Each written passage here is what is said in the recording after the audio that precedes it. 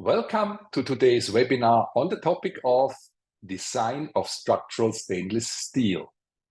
The webinar is organized by the New Zealand Stainless Steel Development Association, the University of Canterbury in Christchurch, supported by the Steel Construction Institute, and conducted by the International Molybdenum Association and the Nickel Institute. Today's presenters are Ms. Nancy Bedu, Associate Director at the Steel Construction Institute and consultant to the Nickel Institute, as well as Dr. Francisco Meza, Principal Engineer at the Steel Construction Institute. Our panelists of today are Dr. Kyu Xiang, Lecturer in Structural Engineering at the University of Canterbury in Christchurch, and Paul Geppert, Executive Director of the New Zealand Stainless Steel Development Association. I'm your host today, Jörg Schweitzer, Manager Market Development in Southeast Asia. With this, I would like to wish you all a very interesting webinar. Thank you, Jörg, and welcome to everyone to this second webinar. In this session, I'm going to look at the differences between the structural performance and design of stainless steel and carbon steel structures. So I'm going to start the first part of this session where I'm going to explain what are the differences between the structural performance of stainless steel and carbon steel members. And then I'm going to hand over to Nancy, who will talk about the different standards that are available for designing stainless steel structures. She will then describe some of the differences between stainless steel and carbon steel design rules.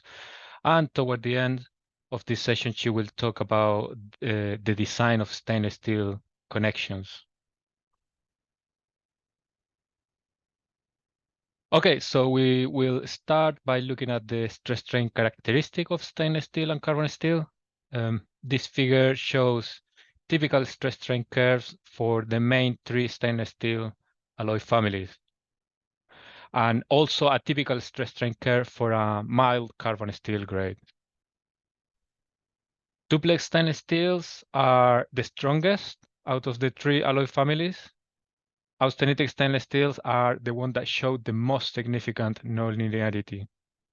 And by nonlinearity, I mean that the stress strain behavior deviates from the linear behavior that is characteristic for carbon steel before the yield strength is reached. Now, for carbon steel, the yield strength is well defined. It corresponds to the point at which further increases in strain result in no increase in stress. The region in which the stress does not increase with the strain is referred to as the yield plateau. For stainless steel, the yield point is not well defined. As you can see in this figure, the stress strain curve shows this rounded shape without a sharp yield point. So because of this, the yield stress of stainless steel is obtained by offsetting the initial modulus of elasticity, which is represented by this inclined red line. And this line is offset to a strain of 0.2%. Then the point at which the red line intersects the stress strain curve is considered to be the yield stress. Now, you can probably not see it very clearly in this figure, but once you reach the yield strength of a stainless steel, if you continue straining the material, the stress will continue to increase gradually. So there is no yield plateau, as in mild carbon steel. This increase in stress beyond the yield stress is called strain hardening. And some of the design rules that are developed for stainless steel structures try to take advantage of this strain hardening. Here I'm showing you the full stress strain curve for the three different stainless steel alloy families, as well as for carbon steel. In this figure, you can see more clearly the strain hardening of stainless steel. Carbon steel also shows some strength hardening after the yield strength is reached, but in order to develop this strength hardening, the strain in the material has to exceed the yield plateau.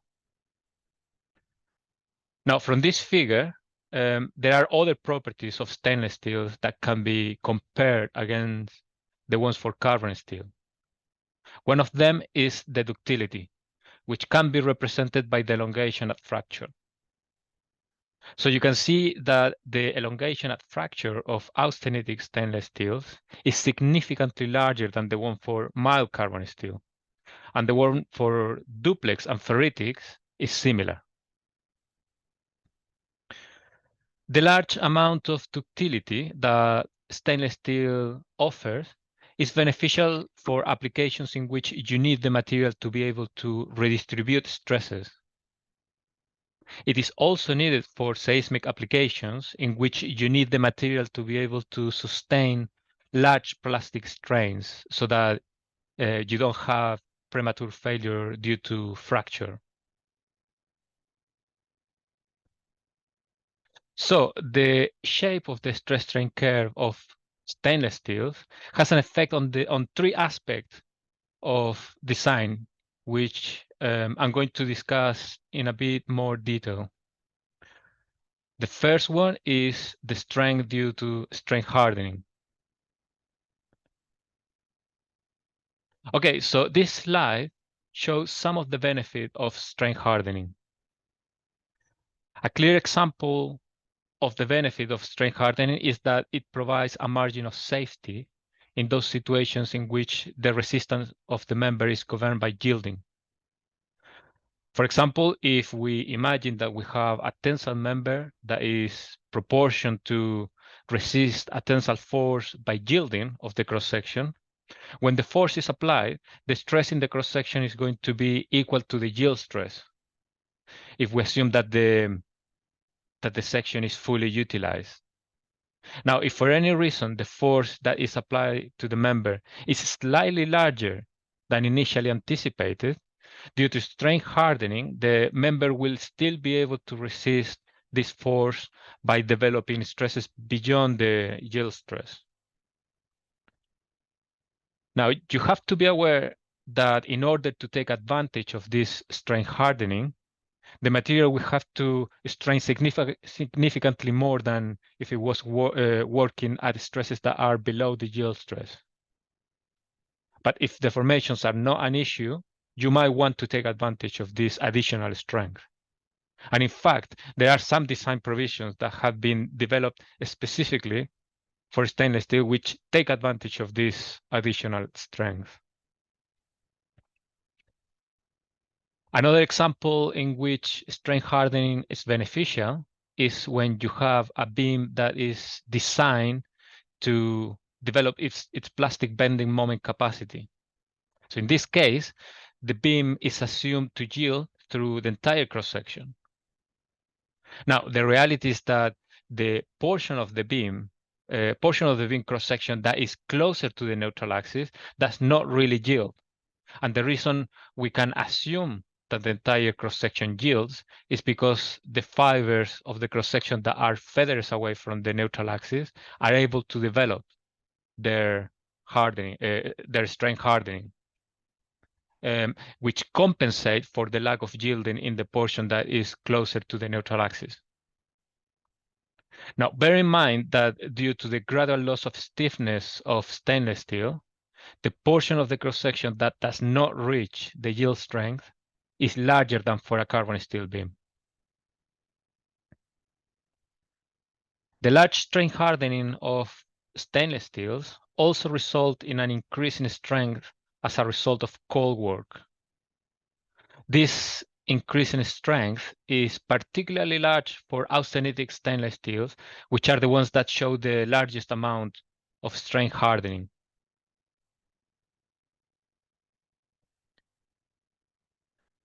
The type of sections that benefit from an increase in strength due to cold work are cold rolled hollow sections or cold formed sections like channels. This graph, in this graph, you can see here, the graph shows why the strength of stainless steel increases as a result of cold forming.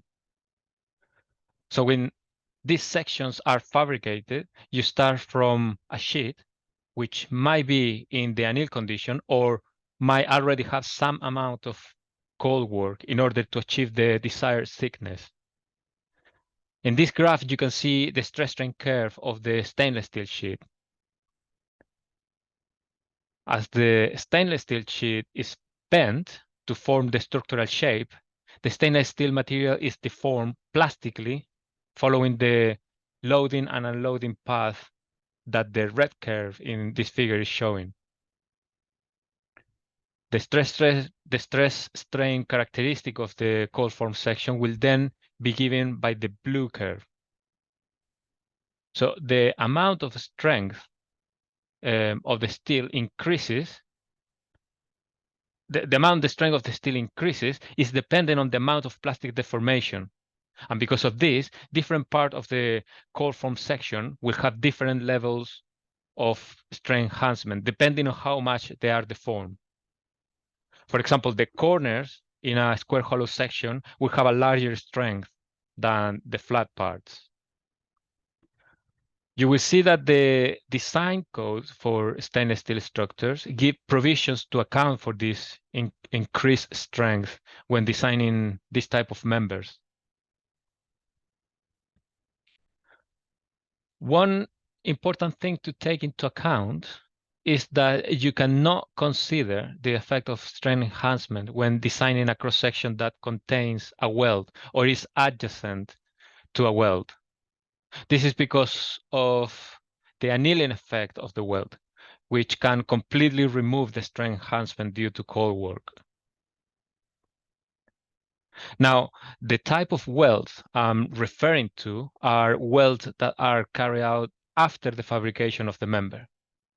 For example, if you are designing a cold rolled structural hollow section, which as part of the fabrication of the section has a seam weld along one of the flat faces, this weld is not considered to affect the enhanced strength of the member. But for example, if this structural hollow section is used as a column, which has the ends welded to end plates, when calculating the resistance of the end cross sections, you are not allowed to use the enhanced yield strength of the section. And instead, you have to use the nominal yield strength. Now, if you are calculating the resistance of the column against flexural buckling, for example, because the critical cross-section when the column fails due to flexural buckling is at mid-length, if at that location there isn't any weld, then in this case, you are allowed to use the enhanced yield strength of the section. Also, if the section has been subject to heat treatments, then you're not allowed to use the enhanced strength due to cold work, because the heat treatments might have an annealing effect on the material.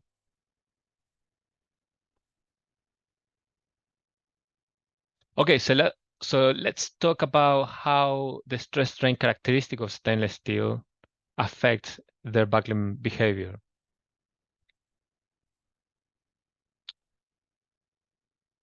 If you have a look at any of the elastic buckling resistance formulas, you will see that they all have one thing in common, which is that they are all proportional to the elastic modulus of the material.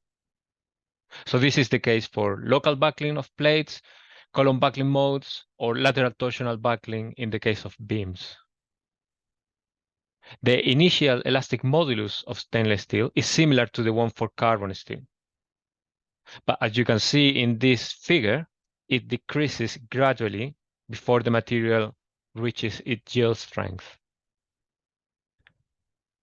Because of the reduction in the elastic modulus, when the stress increases, the elastic buckling resistance also reduces. If you want to calculate the elastic buckling load at a given stress level, you will have to first calculate the tangent modulus at that particular particular stress level, and then use the tangent modulus to calculate the elastic buckling load at that particular stress level. Calculating the buckling resistance based on the tangent modulus would require iterations, which is why most stainless steel design code, in most stainless steel design codes, the buckling resistance is calculated using the initial elastic modulus. And the reduction of the elastic modulus is accounted for by using different buckling coefficients from those that are used for carbon steel.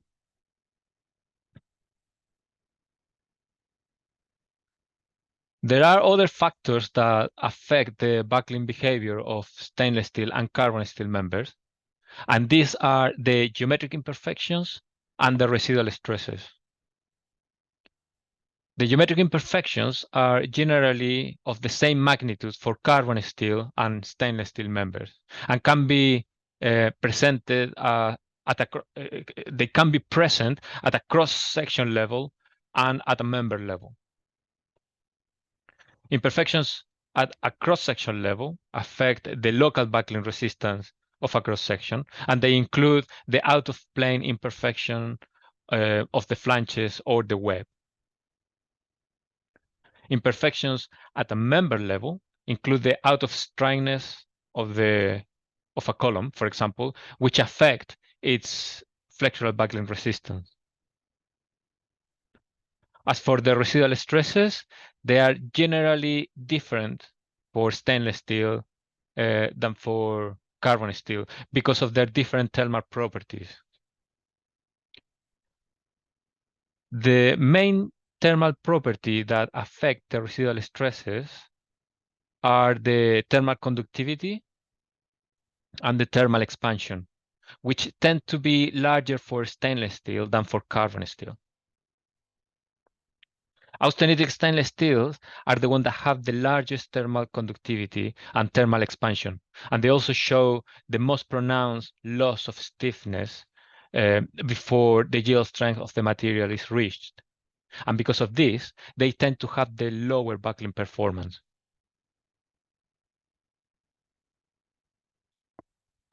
Now, not all buckling modes are affected to the same degree by the nonlinearity of the material or the geometric imperfections and residual stresses.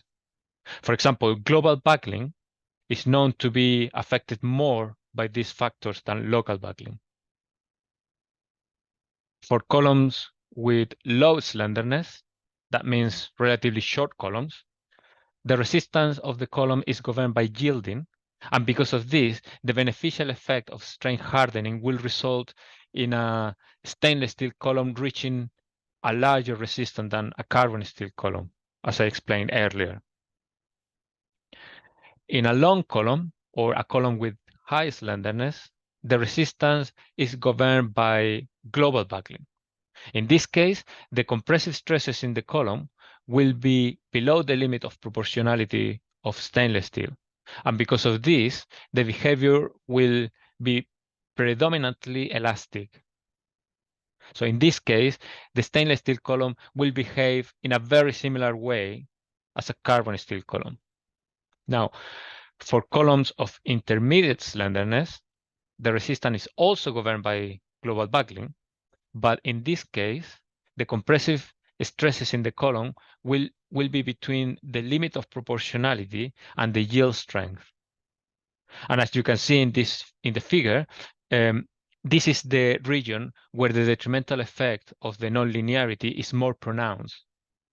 Because of this, for this range of slenderness, a stainless steel column can be expected to be less strong than a carbon steel column.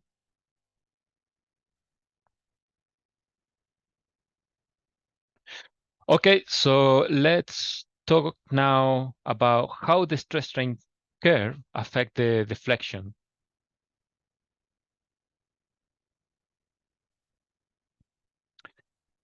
So the gradual loss of stiffness in stainless steels imply that a stainless steel member will deflect more than an equivalent carbon steel member.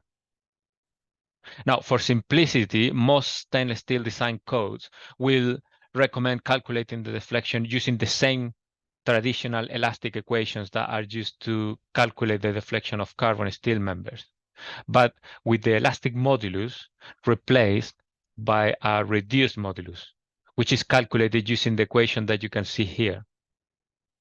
This reduced modulus is simply the average between the modulus E sub S1 and E sub S2, which are the second modulus calculated for the stresses in the compression and tension flange of the cross-section.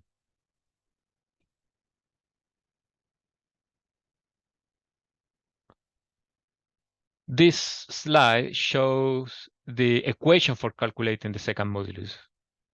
So if we have a simply supported beam subjected to a uniformly distributed load, the maximum deflection, which takes place at midspan, can be calculated based on the reduced modulus of elasticity using the traditional elastic equation that is at the bottom of this slide.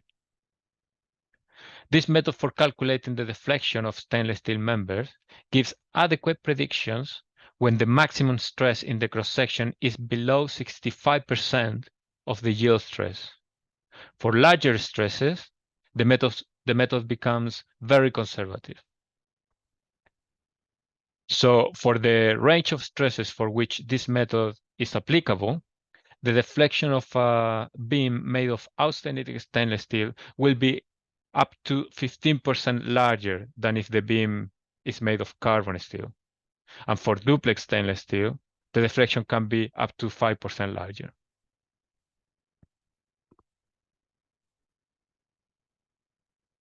Okay, so let's talk about the fire resistance of stainless steel structures. Here you can see some applications in which stainless steel structures might need to be designed for fire. The fire design of stainless steel structures is very similar to the design of carbon steel structures.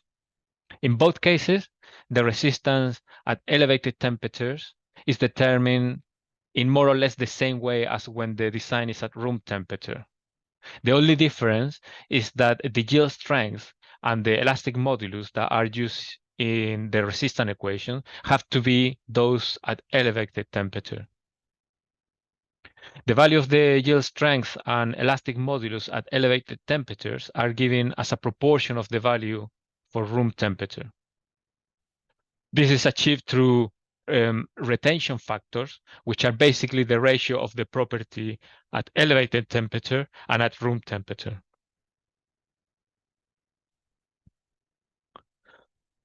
This figure shows how the yield strength of the three main stainless steel alloy families and carbon steel vary with temperature. You can see that austenitic and duplex stainless steels initially lose strength faster than carbon steel, but at around 300 degrees Celsius, they are able to retain their strength better than initially. And in the case of austenitic stainless steels, they are able to retain a larger proportion of their strength than carbon steel at temperatures about 600 degrees Celsius. In the case of ferritics, they behave more or less like carbon steel because of their similar microstructure.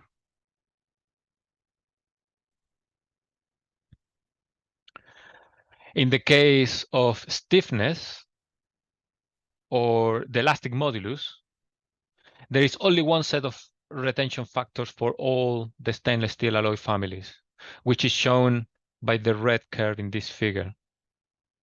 You can see that compared to carbon steel, stainless steels are able to retain a larger proportion of their stiffness, almost over the whole temperature range, which is good for when the resistance of the member is governed by global buckling.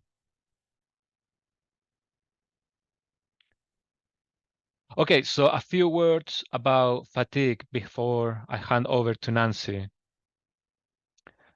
Austenitic and duplex stainless steel are the alloy families that are most likely to be used for components that might be subject to fatigue loading. As for carbon steel, the fatigue behavior of welded joints made of stainless steel is dominated by the joint geometry. The crack growth behavior that occurs in the welded joint made of carbon steel is similar to the behavior in stainless steel welded joints. There is a large number of tests on austenitic and duplex stainless steel welded joints that show that the fatigue resistance of these alloy families is similar, if not slightly better, than the one for carbon steel welded joints. If you look at the stainless steel design codes that deal with fatigue, you will see that the fatigue resistance of austenitic and duplex stainless steels is calculated using the same fatigue curves that are used for carbon steel. Okay, so now I'm going to hand over to Nancy. Hello, everyone. Nice to see you've all come back for this second webinar.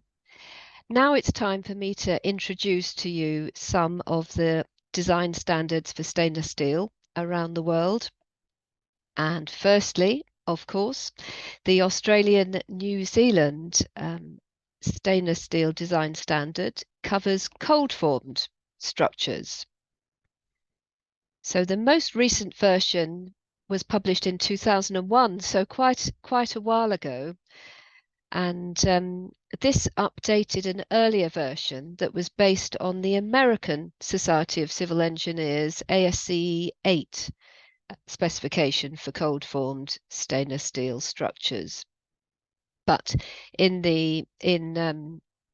AS NZS 4673, they expanded the scope in 2001 and they covered duplex stainless steels. They covered some useful explicit design rules for flexural buckling and also some rules for cold formed hollow section members and their welded connections.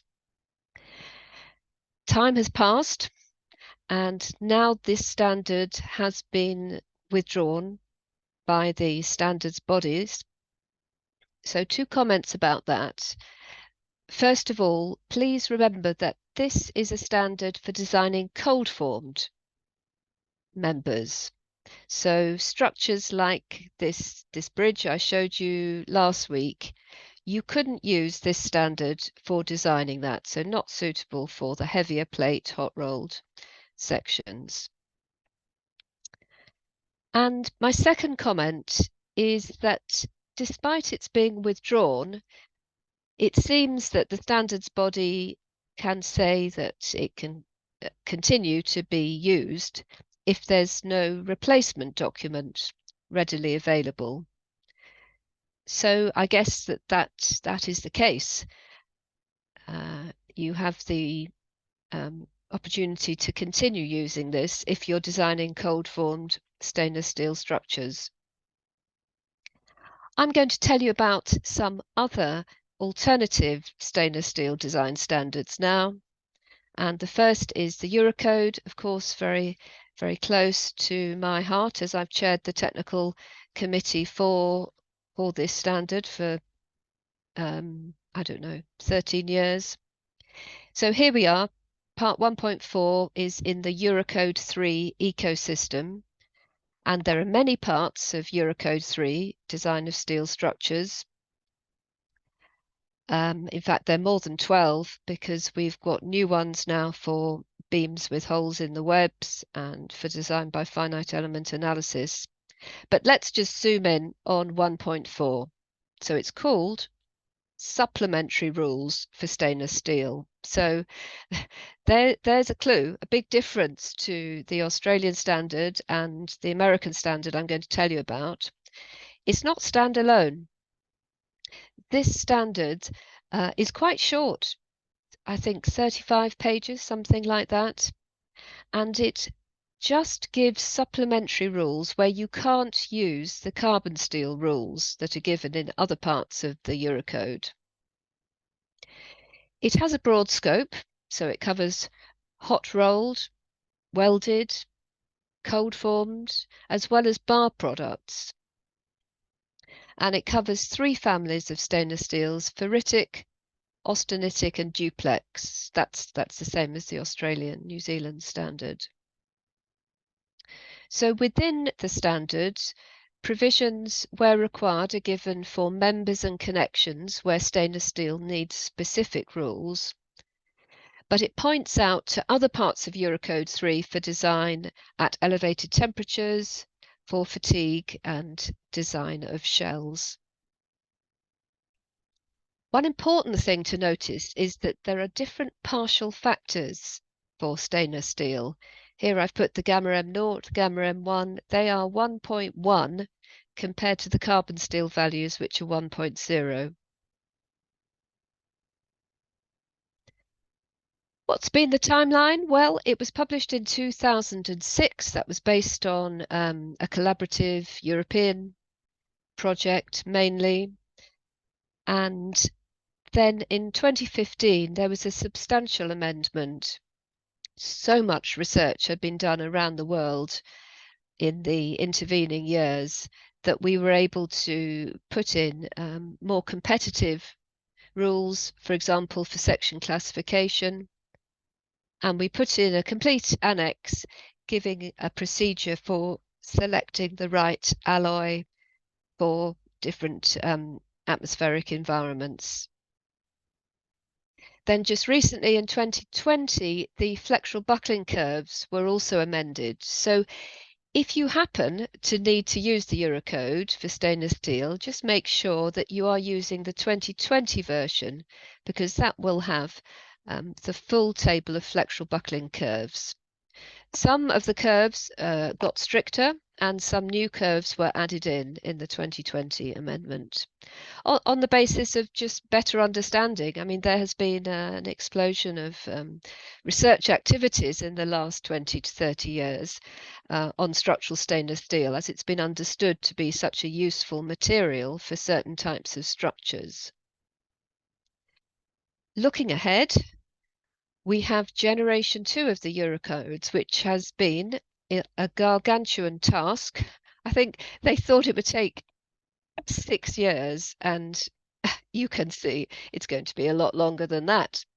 All the parts of the Eurocodes have undergone revision, so that's timber, concrete, aluminium, everything, with a view to improving ease of use, getting more comprehensive rules, more accurate rules, etc., etc. This was really important for stainless steel because it wasn't a very mature standard when it was published, because it was the first standard for many European countries covering stainless steel. So we've taken the opportunity to include a wider set of design rules covering more member types and more design scenarios. That actually is now complete, but it's undergoing a long and drawn out process of being affirmed, being translated, and the first generation Eurocodes will not actually be withdrawn until 2028, which is ever such a long time in advance, but they are beginning to come on stream, but you can't use them without the national annex, which each country has to write for each part of the Eurocode. So you see, we're going to be quite busy over the next few years writing national annexes. Can I remind you of the design manual for structural stainless steel, freely downloadable at this link, that not only interprets and explains the Eurocode design rules, it gives those most important design examples, which are so helpful.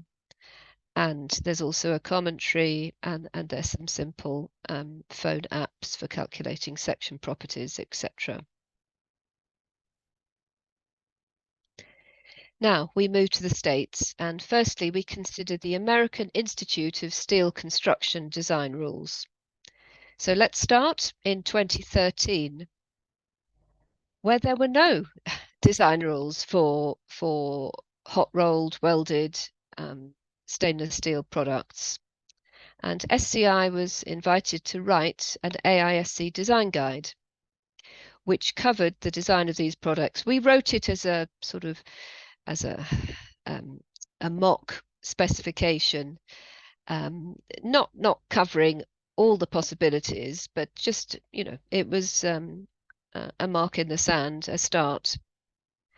And then people seemed very interested in it. There were lots of requests for information. So AISC decided they needed to have a complete legal stainless steel design specification. So that was published 2021, and it is called AISC 370. So it's a sister specification to the carbon steel specification, which is AISC 360, which I expect you've heard about. What's the scope of 370? Well, it focuses on sections, bar, and plate, and it mainly covers the austenitic and stainless steel families of stainless steel. Not ferritics, because you may remember last week I told you ferritics really are more for the lighter gauge, thin material. And in the States, there is also interest in the family of stainless steels called precipitation hardening alloys. So we cover them also for tension members and fasteners. This standard, freely downloadable from the AISC website, and it comes with a commentary and covers fire and fatigue. So it's quite comprehensive in its scope. It has an accompanying specification in the style of AISC design specs, which is called the Code of Standard Practice for Structural Stainless Steel Buildings, which basically covers trade practices, the contractual arrangements between parties. And the third document in the trilogy from AISC is the second edition of the Design Guide 27. So this becomes really like a steel construction manual accompanying the specification. And it has more information on alloy selection. It does a comparison of stainless carbon steel. It has design tables, lots of them. It's like 400 pages long or something. And it has design examples also.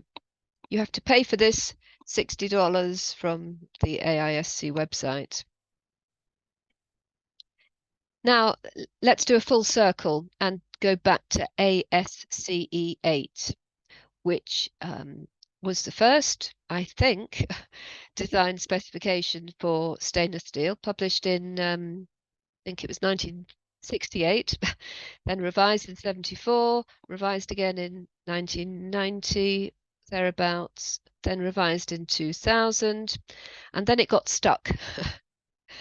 But just recently, Professor Ben Schaefer led a group to undertake a significant revision, and this was published at the end of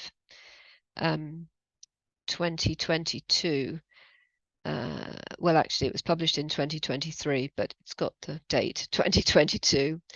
So what's it cover? It covers cold formed stainless steel made of austenitic, duplex, and ferritics, focusing on slender cross sections, open shapes made from coil and sheet. And it's very closely based on the American cold formed carbon steel specification, which won't surprise you, AISC S100.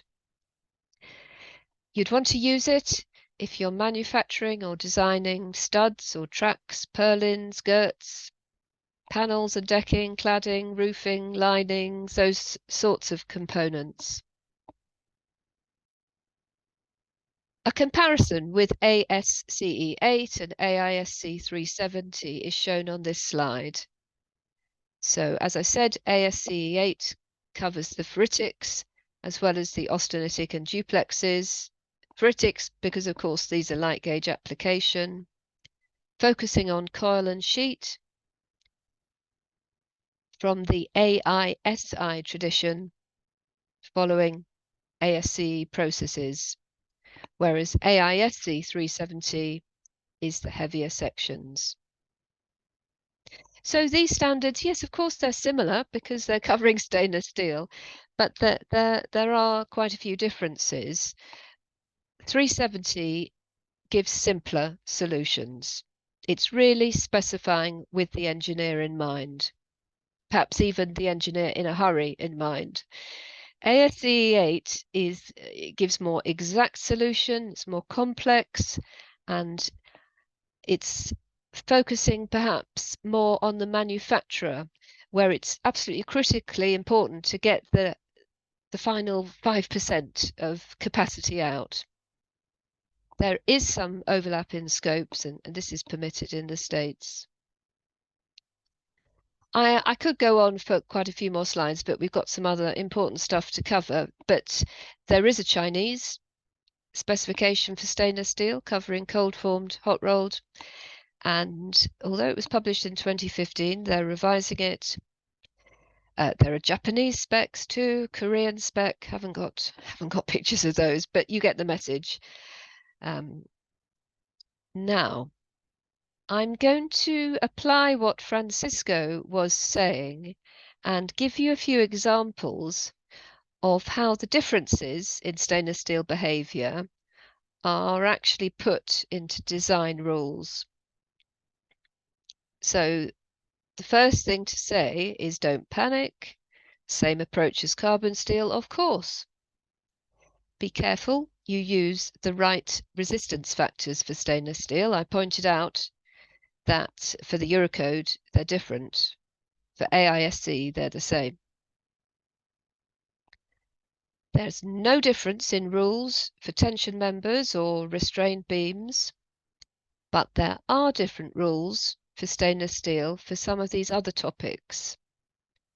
And I'm just going to, I think I've got 4 slides giving an example of how these other topics are dealt with. Firstly, alloy selection. So the American standard, Eurocode, AISC, don't know about the Chinese standard, can't read Chinese. They all give very helpful guidance on alloy selection, which is really important. And I've just put on this slide an example of swimming pool guidance. I think someone maybe asked it last week. It was in my mind, but it's important to know this, that these are inside swimming pools, highly corrosive environments, particularly at ceiling level, where the contaminants condense on members and build up very high concentrations. It's not a problem if the component is immersed in pool water because it washes off the contaminants. So there are very clear rules for load-bearing members which can't be easily cleaned, like in suspended ceilings. You should not use 304 or 316, but a more highly alloyed, considerably more highly alloyed stainless steel, such as the super duplex or 6% molybdenum austenitic stainless steels. If you are put in charge of inspecting a pool that does have 304 or 316 in load-bearing members that can't be cleaned regularly, then they really need to be replaced or inspected very frequently. That's an example of alloy selection guidance. Completely different example here concerning cross-section classification. Now, it's necessary to check the width to thickness ratios of elements of cross sections if they're subject to compressive stresses, and you compare them against limiting ratios because you're concerned about the possibility of the cross section to buckle locally. Here's an example there from AISC 370, where the stainless steel limiting values are compared against the carbon steel values. Why are they lower? Well, it's because stainless steel has a non-linear stress-strain curve, and it does have an adverse effect on local buckling compared to carbon steel. So don't be surprised if you see lower values. Column buckling curves. Now here, again, I've taken an example from AISC. And you will see that for stainless steel, there are actually 3 different global buckling curves for columns. And they actually depend on the cross-sectional shape of the column and the axis of buckling. Whereas for carbon steel, which I show in the black line, there's just one curve. Why did we complicate things by putting in 3 curves? Well, stainless steel costs more, so it's worth the extra effort, hardly any effort at all, really, of using the more accurate curves.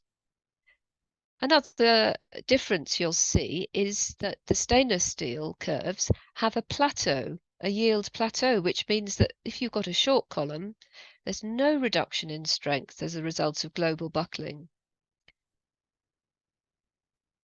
So quite significant differences here between the column buckling curves for carbon steel and stainless steel. Here's another example in all the stainless codes, and that is the material model.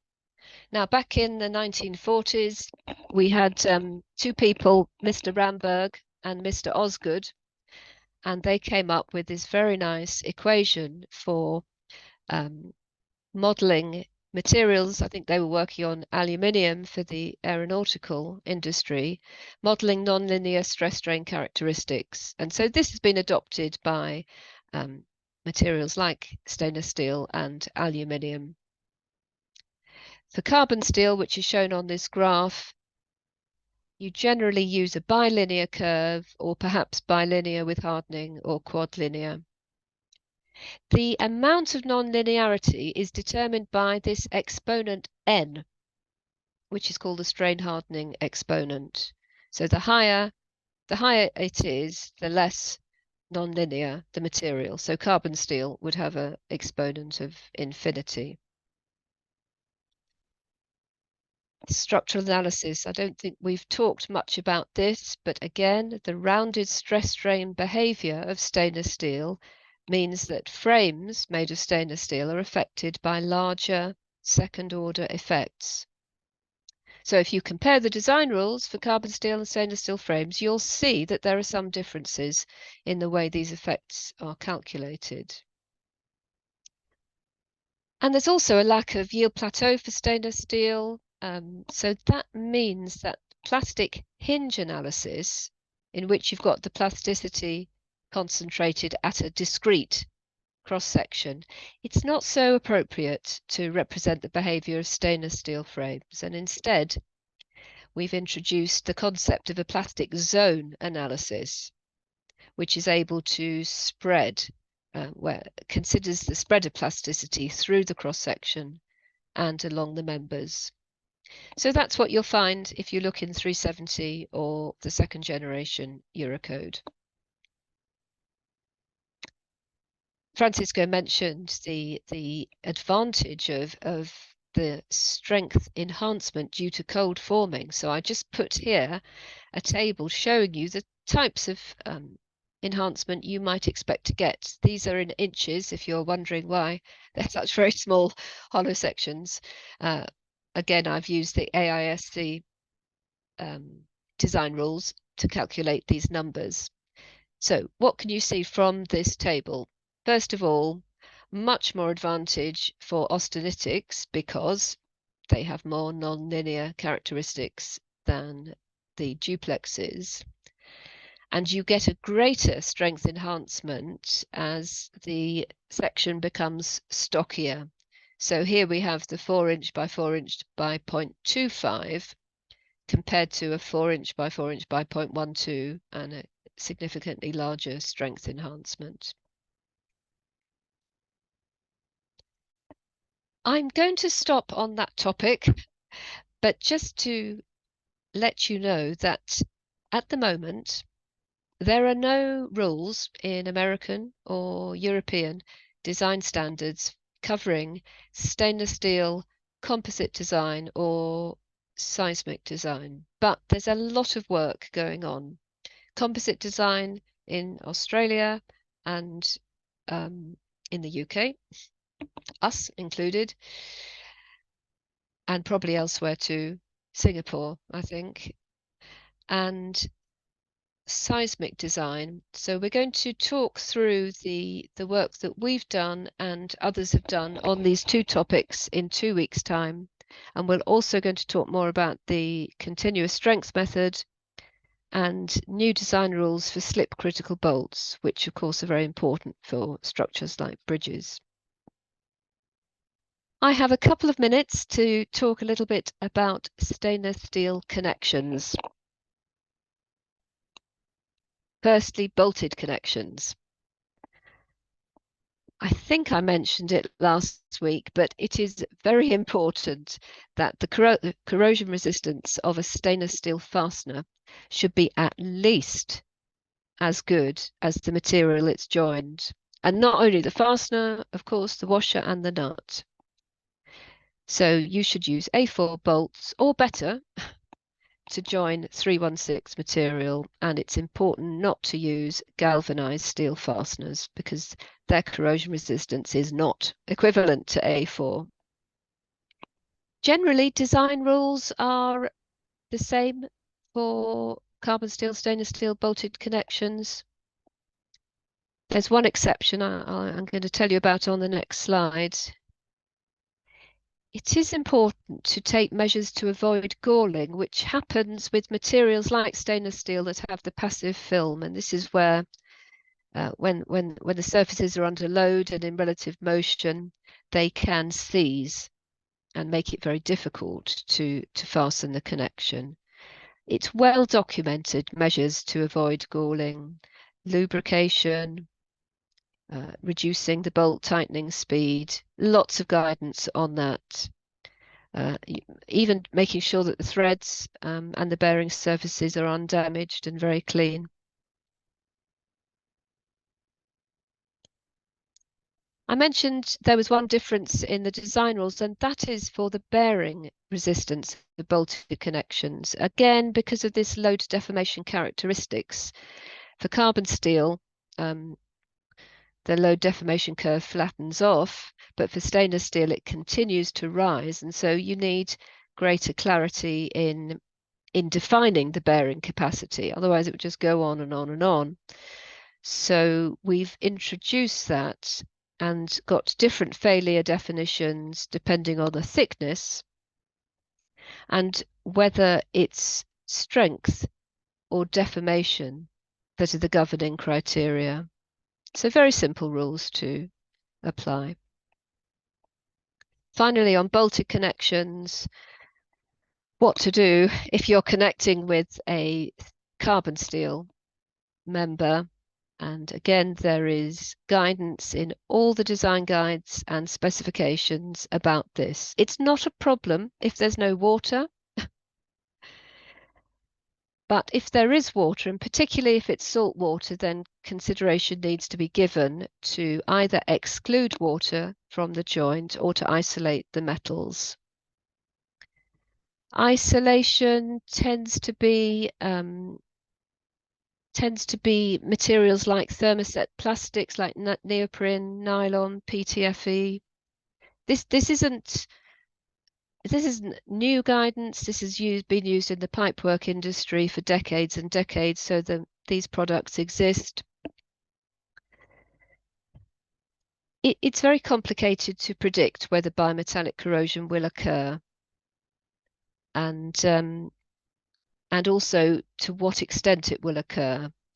The less noble metal, the anode, so say if you're joining carbon steel to stainless steel, it'll be the carbon steel that would corrode faster than if the metals were not in contact. So here I've said carbon steel, zinc, aluminium, they would corrode in preference to stainless steel, which would form the cathode in this galvanic cell. But you know, that's not a done deal. It affects on how, it depends on how corrosive the electrolyte is, and it depends on the area effect. If you have a carbon steel fastener in a stainless steel plate, that's bad news, and you really don't want to do that, because the carbon steel bolt will corrode quickly,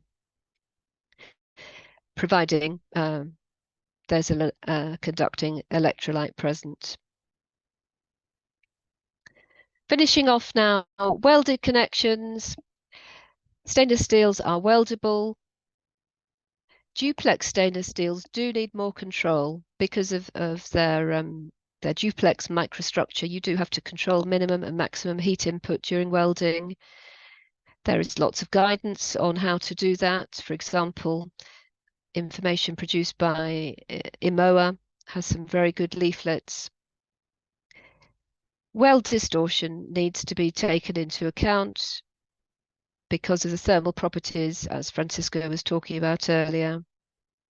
But like for carbon steel, use suitable welding procedures, qualified welders, compatible consumables, and indeed you have a code on structural steel welding for stainless steel. AISC 1554 Part 6. Finally, can you weld stainless steel to carbon steel? Yes, you can. Use the right consumable though. It has to be over alloyed. And if it's in a corrosive environment, the coating that's on the carbon steel must extend over the weld onto the stainless steel by a margin of 50 to 75 mil. Someone asked last week about stainless steel section availability. So Paul Gapper spent his weekend doing a bit of research, and here's the answer for you. I hope you're on this webinar this week. So these are typically some of the stainless steel structural products that you can get, mostly local, some are short lead times from Asia. So these would be austenitic angles, channels, I-beams, flat bar. Duplex would be special orders. Thank you for listening. To summarize, designing stainless steel really is quite straightforward, following the same general approach for carbon steel, and there are modern, comprehensive design standards available, plus supporting design resources.